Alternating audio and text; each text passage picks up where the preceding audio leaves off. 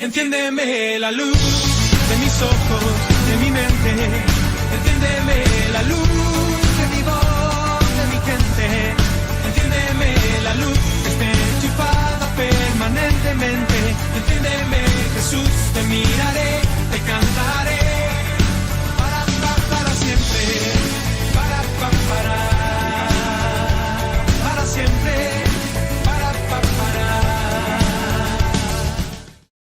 Gloria al Señor.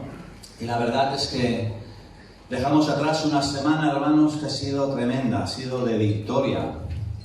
Una semana intensa de ayuno, de oración, donde como iglesia nos hemos levantado para estar orando, para estar clamando, para estar ayunando. Y hemos visto la gloria y la bendición del Señor. Amén. Y también hemos visto los ataques del Señor. Ya hemos estado orando, sí, por esta familia a la cual pedimos que Dios siga guardando y bendiciendo. Sabemos de varios ataques que también en estos días y también en el día de hoy han acontecido. Los que sois observadores habréis visto que al llegar tenemos un graffiti maravilloso que, ¿no?, nos lo han ultrajado,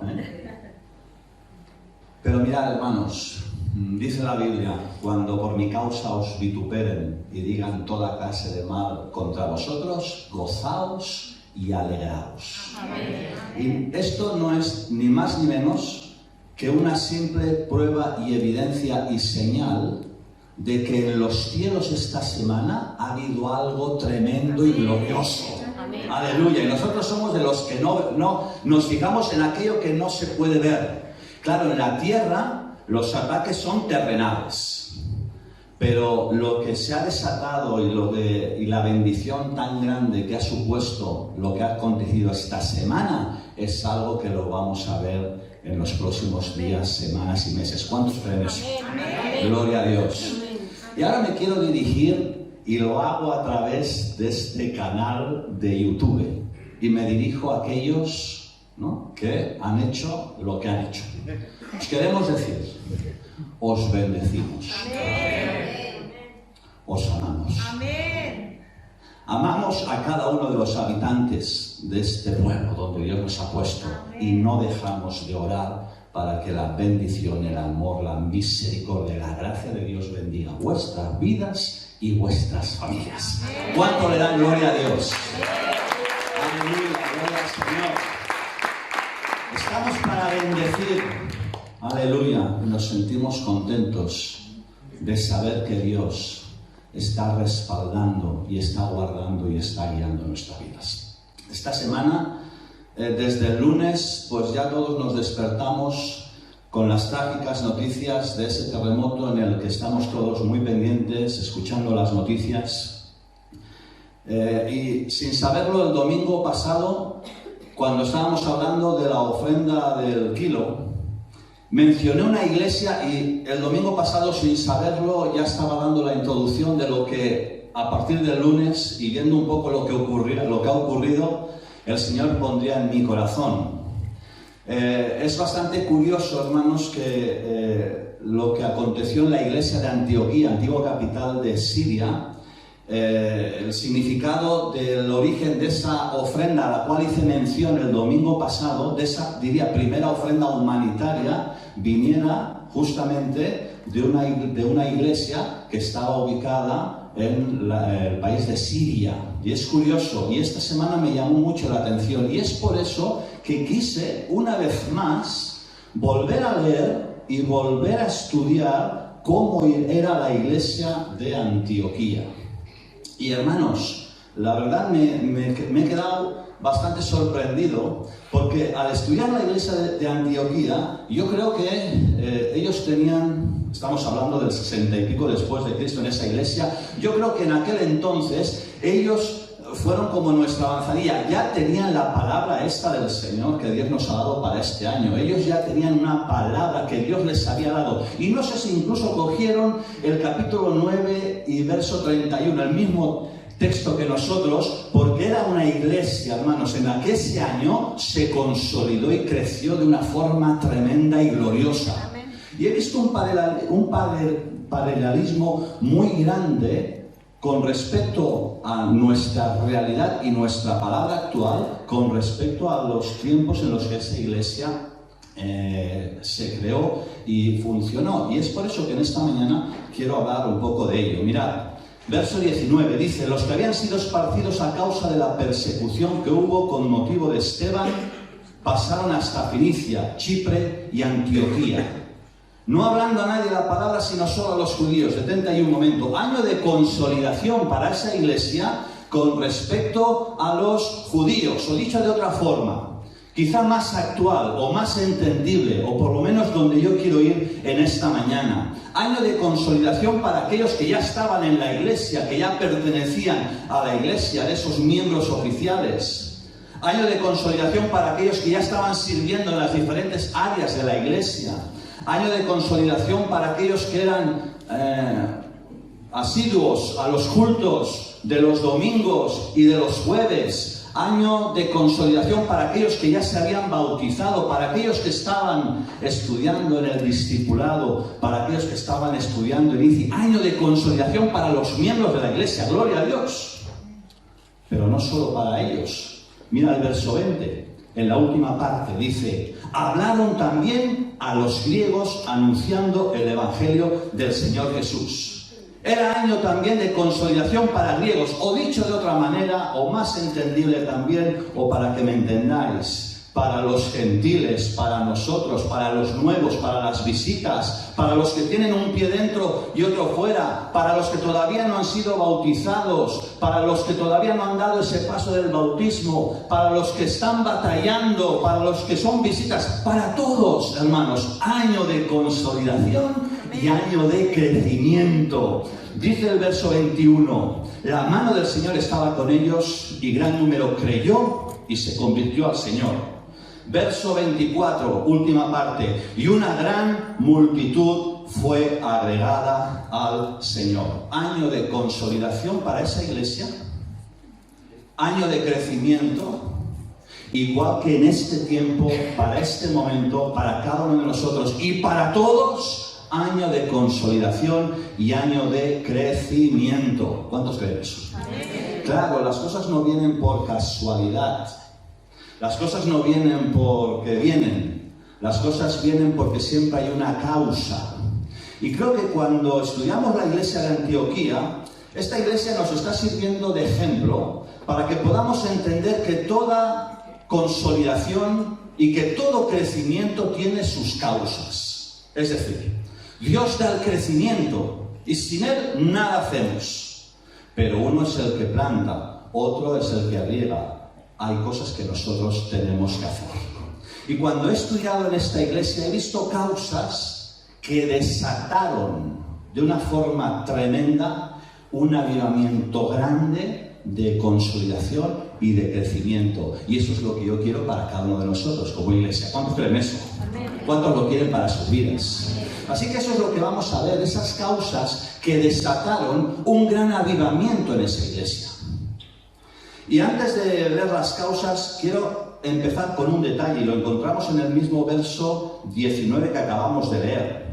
Dice: ahora bien, los que habían sido esparcidos a causa de la persecución que hubo con motivo de Esteban, pasaron hasta Fenicia, etcétera, etcétera. Es decir, muchos de los cristianos que fueron esparcidos, que fueron dispersados, a causa de la persecución que hubo con motivo de lo que le sucedió a Esteban, el primer mártir de la iglesia, lo encontráis en el capítulo 8, muchos de esos cristianos fueron esparcidos, fueron dispersados con motivo de esa gran persecución, de esa muerte. Fíjate que lo que había sido, y es ahí donde quiero que empieces ya a quedarte con lo que Dios quiere hablarte en esta mañana. Fíjate que lo que fue destinado a hacer daño y a destruir a la iglesia resultó para su bien. Amén. ¿Cuántos dicen amén a eso? Amén. Las cosas que pueden estar pasándote difíciles, las cosas complicadas en tu vida, aquellas cosas por las cuales o problemas por los cuales tú estás atravesando que tienen parece que tienen un destino, y el destino es acabar con tu fe, traerte miedo, traerte depresión, ponértelo difícil, acabar con la esperanza. Todas aquellas cosas que parece que han sido destinadas para eso y están aconteciendo en tu vida, son las que van a conducirte a un tiempo de avivamiento como nunca antes, donde traerán consolidación y crecimiento para tu vida. ¿Cuántos lo creen de verdad eso? Gloria a Dios. Esas son las cosas que te van a lanzar, que te van a proyectar en este año y en los venideros hasta que Cristo venga o te llame a su presencia. Son aquellas cosas difíciles que tienen que ver con persecución, que quieren destruir tu fe, que quieren acabar con tus fuerzas. Todas esas cosas son las que en este año te van a promover, te van a impulsar para que puedas vivir el mayor de los avivamientos en tu vida. ¿Cuántos dicen? Amén. Y ahora, cuando vamos a ver lo que esa iglesia hizo, quiero que me entendáis bien, porque no estoy hablando de estrategias o de métodos que como organismo religioso vamos a hacer. No estoy hablando de proyectos que en nuestra organización, bueno, no somos una organización, somos un organismo vivo, pero no estoy hablando de proyectos o cosas que vamos a hacer. Estoy hablando de lo que el Espíritu Santo tiene que hacer en tu corazón y en mi corazón. Así que cuando vamos a ver las causas, no las veas como proyectos que a partir de ahora la iglesia va a hacer. Lo vemos como cosas que el Espíritu Santo tiene que cambiar, tiene que transformar en nuestra vida y en nuestro corazón. ¿Amén? Amén. ¿Qué es lo que vemos en esa iglesia de Antioquía? En el verso 19 y 20 ya hemos visto uno de ellos. Era una iglesia integradora. Hemos visto allí judíos.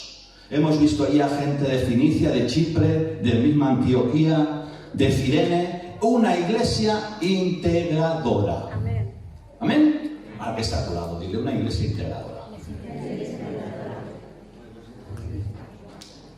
Esa iglesia, en la iglesia de Antioquía, vemos el modelo de iglesia, hermanos, integradora, que nosotros como luz a las naciones, fíjate, estamos persiguiendo y estamos buscando cada día. Una iglesia de fraternidad, una iglesia de comunión, una iglesia de integración amorosa en el que nadie se siente extranjero. Amén. Y en el que nadie se siente visita, en el que nadie se siente juzgado, amén, en el que nadie se siente señalado, en el que todos somos familia y todos perseguimos las mismas cosas: estar unidos, amándonos, ayudándonos, sobrellevándonos las cargas los unos a los otros, gente de toda lengua, gente de toda nacionalidad. Aquí tenemos 19 nacionalidades, somos luz a las naciones, gloria a Dios, aleluya. Pero somos gente de integración, en el que nos integramos, en el que nos ayudamos, en el que nos respetamos y el que nos amamos. De tal forma que aquí en este lugar, en esta familia, nadie es solo. Nadie al margen. Nadie descuidado. Nadie criticado. Nadie juzgado. Y si así en alguna ocasión te has podido sentir, yo te invito a que se arreglen las cosas. Porque claro, pastor, estás hablando de una iglesia perfecta.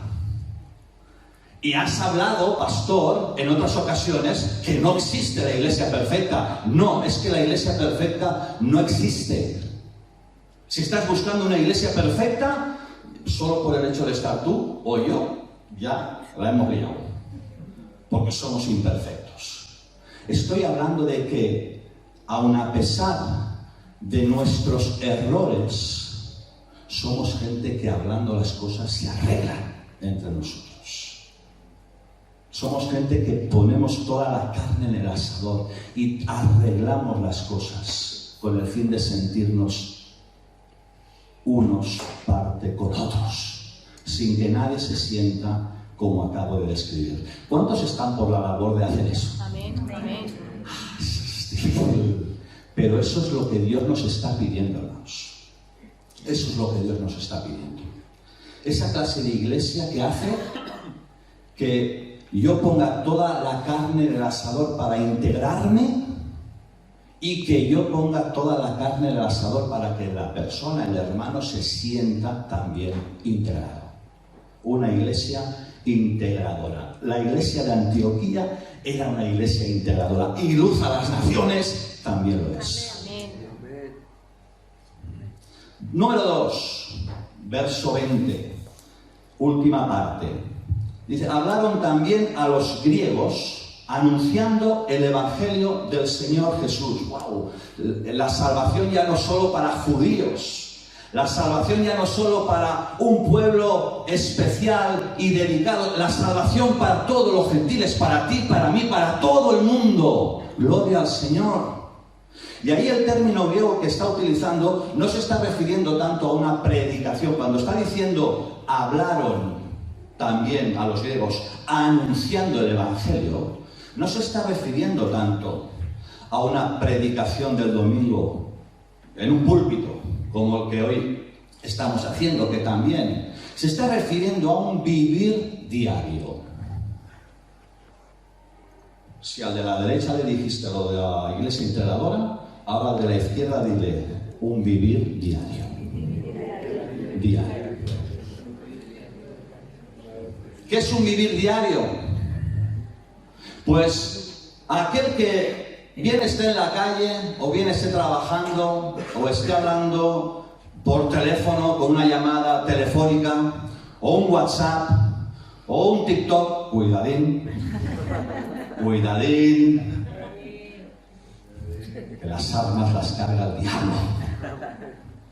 Bien sea en lo que sea, esta gente de Luz a las Naciones, como en la iglesia de Antioquía, no pueden parar de decir y de anunciar y de proclamar lo que Dios ha hecho en sus vidas. Bendito sea el nombre del Señor. Y de eso se trata, hermanos, de anunciar el Evangelio de Cristo. ¿Y cuál es el Evangelio de Cristo? El Cristo crucificado, la cruz de Cristo. A veces hablamos mucho intentando que las personas conozcan, pero hasta que no llegues a la parte donde Cristo murió y Cristo resucitó, te quedaste a medias del Evangelio del Señor.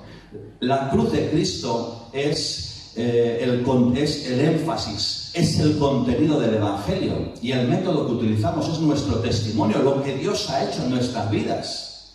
Les dijo Pablo a los romanos, la cruz para los que se pierden, ¿qué es? Locura. Pero ¿qué es para nosotros los que nos salvamos? Es poder de Dios. ¿El qué es poder de Dios? La cruz de Cristo, que Cristo murió por nuestros pecados, que Cristo nos dio vida, que Cristo resucitó el tercer día, y cuando lo hizo, nos dio a nosotros vida nueva, resurrección, para poder vivir tal como Él quiere que vivamos. Les dijo Pablo a los Corintios también, Cristo me envió a predicar, pero no con sabiduría de hombres, no buscamos palabras bonitas.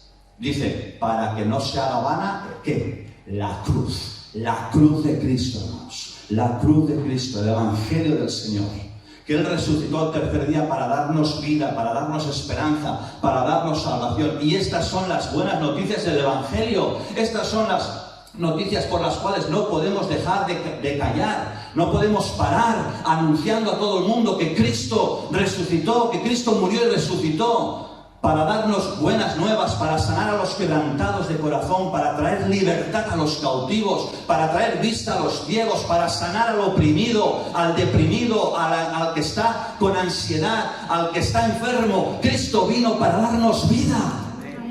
Gloria a Dios. Y este es el Evangelio. Y esa gente en Antioquía no podían parar de anunciar el Evangelio de Jesús. Y así es como crece una iglesia. Cuando sus miembros, cuando tú y yo, en nuestro entorno y en nuestro vivir diario, no podemos dejar de anunciar lo que Dios ha hecho con y por nosotros, mostrando el Evangelio de salvación y de reconciliación. ¿A cuántos esta semana pasada hablaste de Cristo? No me respondas. ¿A cuántos les anunciaste que Cristo murió y les ama por ellos?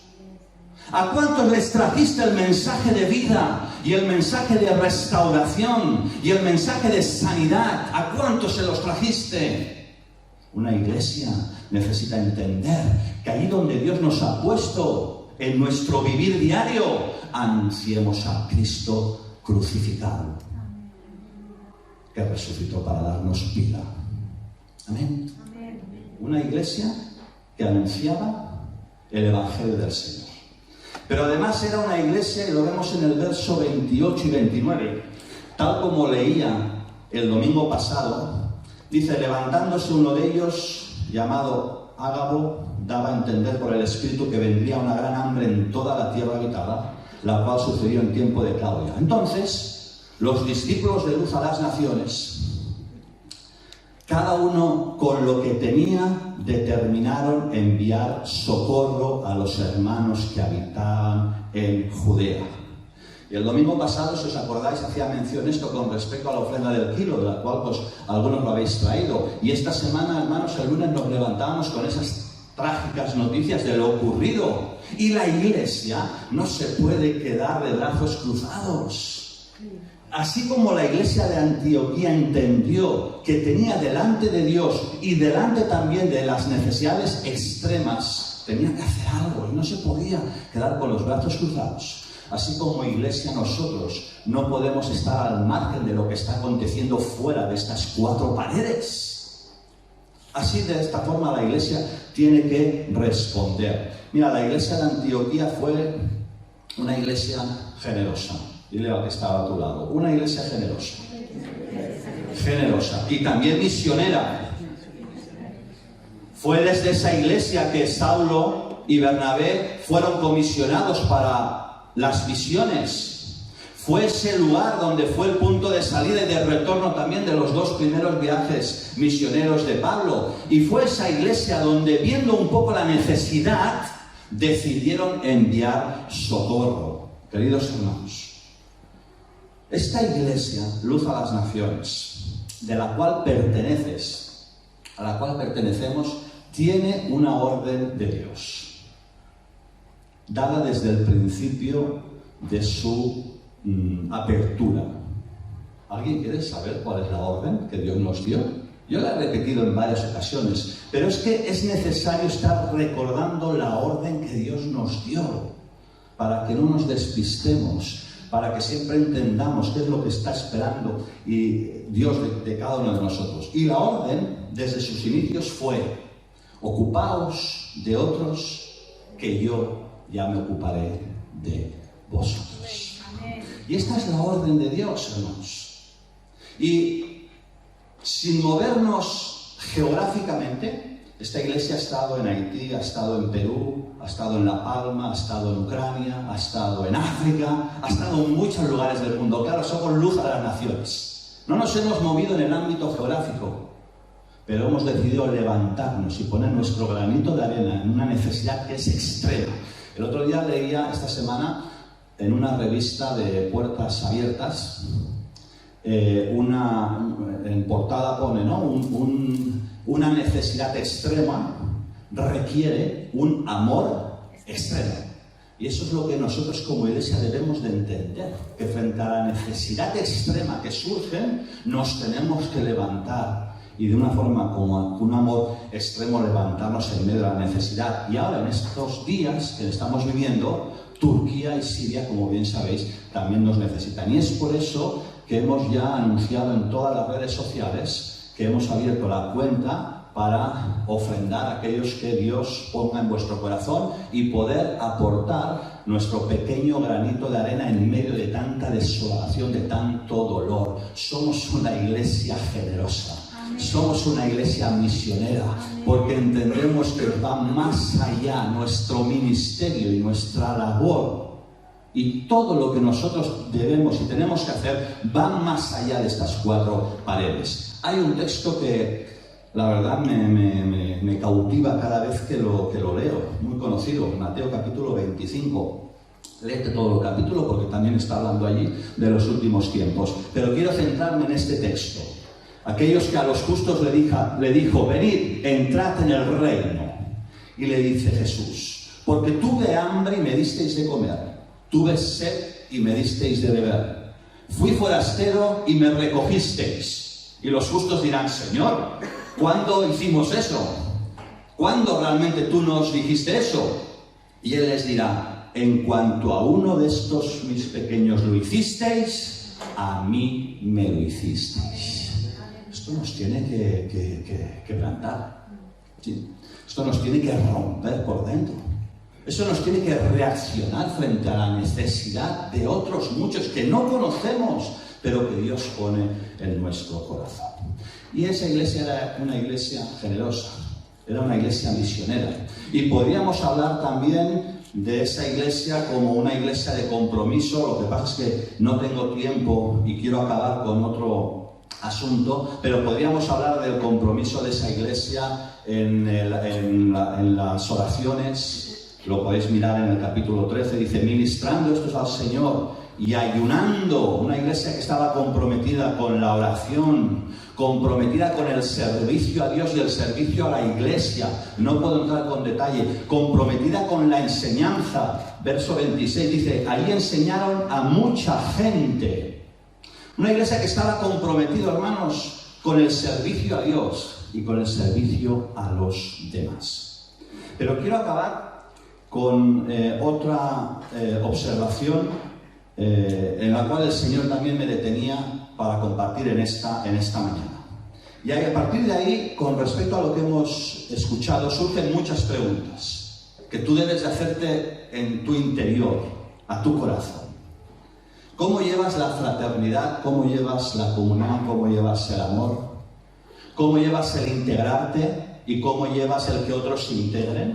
¿Sí? Tal como lo hemos hablado. ¿Cómo llevas el anunciar a Cristo? ¿Cómo llevas la generosidad? ¿Cómo llevas la oración?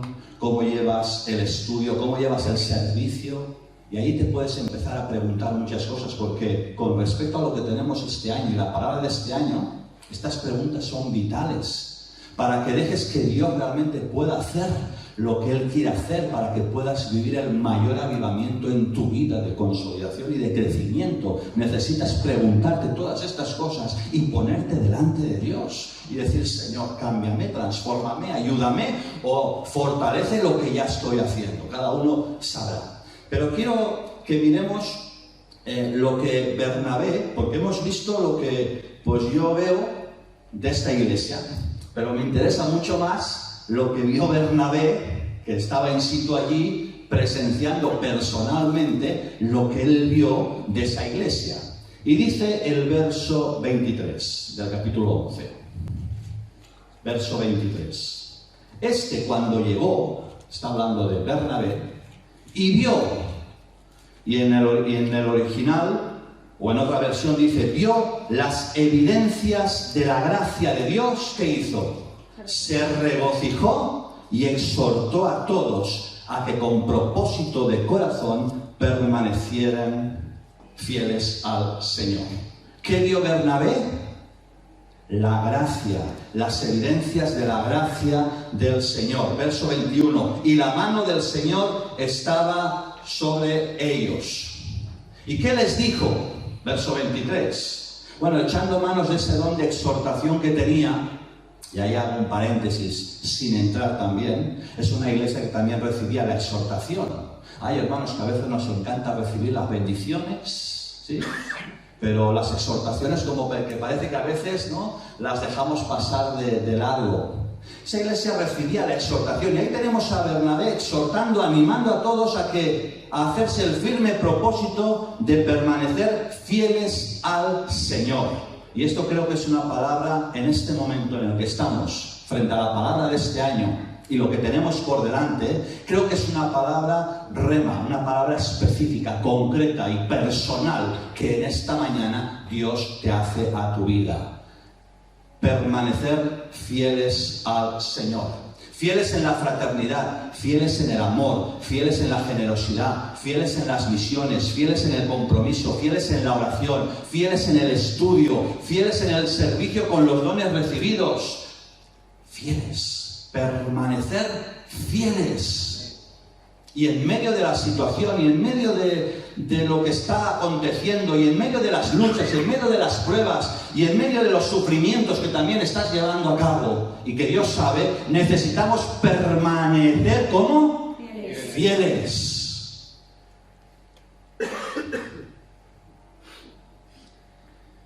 Y esto es lo que Bernabé vio, y esto es lo que Bernabé les dijo, pero aún todavía me fascina o me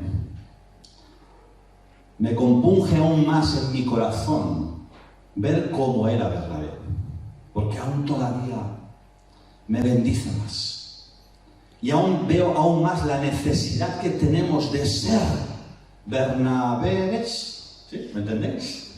¿No está bien dicho? Bernabés. Gracias a mis Bernabés. La necesidad que tenemos de ser Bernabés. ¿Cómo era Bernabé, hermanos?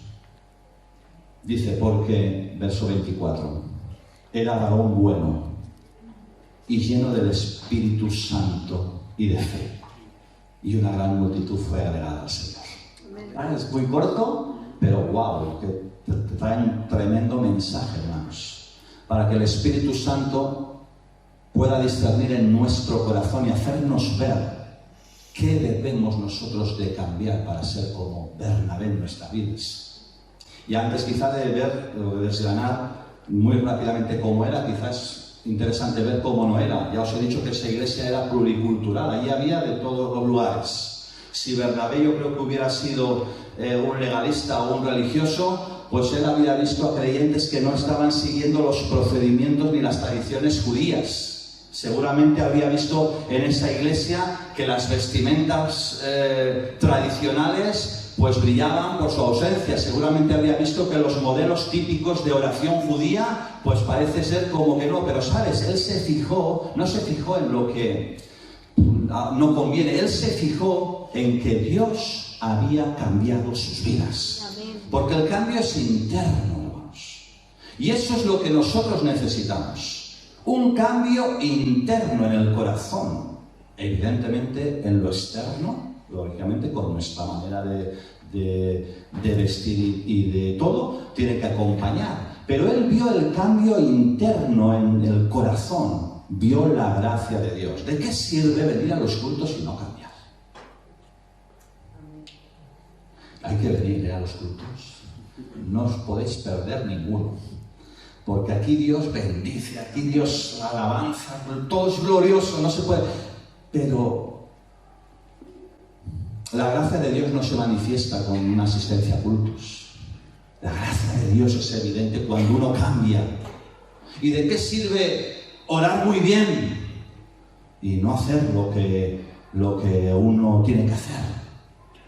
¿Y de qué sirve, hermanos, saber muchos versículos y no practicarlos? Esto no es gracia. La gracia es ver que la palabra de Dios en tu corazón trae los cambios que le dan la gloria a Dios. Y hay que venir para recibir la palabra, y hay que venir y hay que disponernos delante de Dios, pero dejar que ese cambio sea interno. Y ahí tenemos a Esteban lleno del Espíritu Santo. ¿Y cuántas veces hemos hablado de la necesidad de ser llenos del Espíritu Santo? En medio de lo que está aconteciendo, en medio de la situación que tenemos, necesitamos ser llenos del Espíritu Santo. ¿Cómo ser lleno? Mira, Pablo le dice a los Efesios, hablando entre vosotros con cánticos, alabando al Señor, dándole gracias a Dios, escudriñando la palabra, teniendo tiempo de intimidad con Dios, reuniéndote con la iglesia, participando en cada una de las actividades, llenos del Espíritu Santo. Porque en definitiva eso es lo que nos va a mantener en pie cuando venga la prueba, el ser llenos del Espíritu Santo. Y llenos de fe, necesitamos fe para confiar. No hablo de una fe inicial de entregarnos al Señor, que es necesaria. Hablo de una fe de confianza con el Señor. El otro día un hermano me decía un cartel que decía no es necesario una fe muy grande, sino creer en un Dios muy grande. Y eso es lo que Jesús les dijo a sus discípulos. Si tuvierais fe como un grano de mostaza, ¿y sabéis cómo es un grano de mostaza? Bien pequeño, le diríais a este monte, échate al mar, ¿y qué haría? Os obedecería. Le dirías a tu situación, le dirías a tu problema, le dirías a lo que estás pasando, quítate. Y a veces no se quita, pero Dios trae la paz para poder sobrellevarlo, para poder superarlo y para poder tirar adelante, viendo los planes que Dios tiene. ¿Cuántos tienen fe aquí para creer que Dios puede perdonar sus pecados? ¿Cuántos tienen fe para creer que Dios puede obrar en medio de una ansiedad, de una depresión, de una enfermedad? ¿Cuántos? Solo necesitas creer y decirle en esta mañana, yo creo que tú puedes hacerlo. Hazlo. Solo necesitas eso. Una fe pequeña que te lleve a experimentar el amor y la grandeza del Señor. Y dice, y Bernabé, y acabo, era varón bueno. Me encanta. Varón bueno. Yo creo que esta es una cualidad, hermanos, que necesitamos tantas veces en nuestra vida, la bondad de Dios. Dios es bueno, ¿sí? Y como Dios es bueno, Él quiere que nosotros seamos buenos. ¿Y cómo sabemos que Dios es bueno? Porque tardo es tardo para la ira y grande en misericordia. Porque cuando nosotros merecíamos castigo y muerte, por amor envió a su Hijo a morir por nosotros y a darnos vida y a darnos esperanza. Dios es bueno. Y así, con esa bondad, es que nosotros debemos de enfrentar cada una de las situaciones personales que vivimos. Y eso solo lo puede hacer el Espíritu Santo, cambiando y transformando para que podamos ver al hermano como Dios lo ve. Yo creo que si pedimos que Dios nos ministre viendo al hermano como Dios lo ve, muchas de las cosas que hacemos y decimos no las diríamos, no las haríamos.